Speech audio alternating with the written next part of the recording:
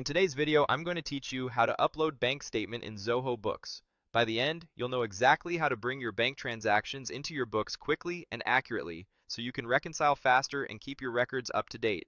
Before we start, make sure you have your bank statement saved on your computer in a supported format. Zoho Books commonly works with CSV, OFX, QIF, CAMT, or similar exports from your bank. If you're using CSV, keep the file simple. One header row with columns like date, description, debit, and credit or amount. Check that the date format is consistent, the currency matches the bank account in Zoho Books, and there are no extra notes or formulas in the cells. Having a clean file will save you time during the mapping step. Begin by signing in and opening the Zoho Books homepage. From the main dashboard, look to the left navigation. You'll see the banking module there.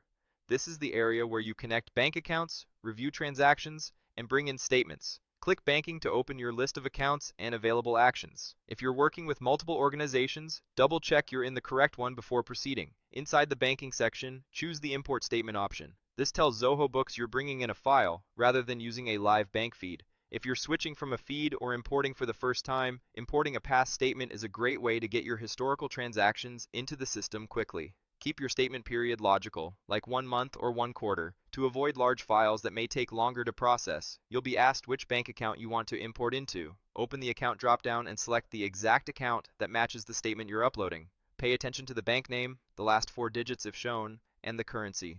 Importing to the wrong account is the most common cause of mismatched balances, so take a moment to confirm you've chosen the right one. Next, click the Choose File button and browse for the statement on your computer. Select the file you prepared earlier. If your system prompts you with an open dialog, locate the folder where you saved the export from your bank and click the file to highlight it. Confirm your selection to attach it to the import window. If your bank provides multiple formats, CSV or OFX often map cleanly, but use whatever your bank exports most reliably.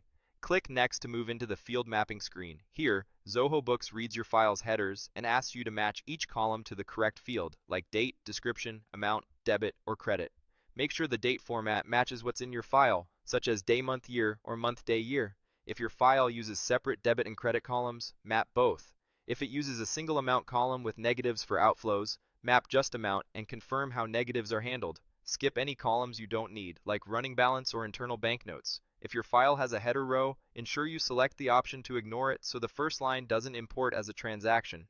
Once everything looks correct, click.